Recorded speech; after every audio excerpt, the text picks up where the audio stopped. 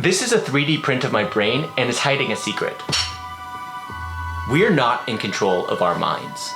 This experience you have of making decisions of rational choice, it's an illusion concocted by a part of your brain called the posterior parietal cortex, and it's being held hostage by subconscious forces that are outside of our control.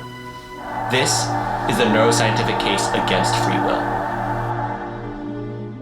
Imagine an experiment where I hook you up to an EEG, a device that records brain activity, and I ask you to do a simple task, say, raise your hand. Sitting in front of a timer, we're interested in recording 3 things.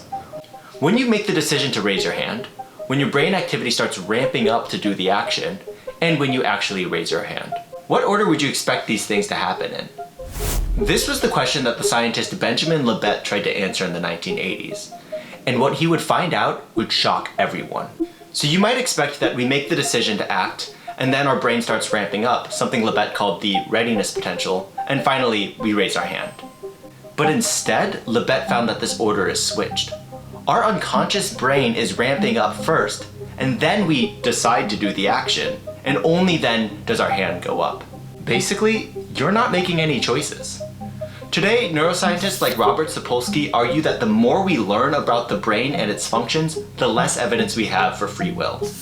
Since the 1980s Libet experiment, we've learned a lot more about free will in the brain. I'll include a more detailed list of caveats and responses to Libet in the description down below, but the most important addition that we have now is this understanding of a conscious veto power. The idea is that once our brain ramps up to do an activity and we become aware of it, we still have control to veto the action and not do it.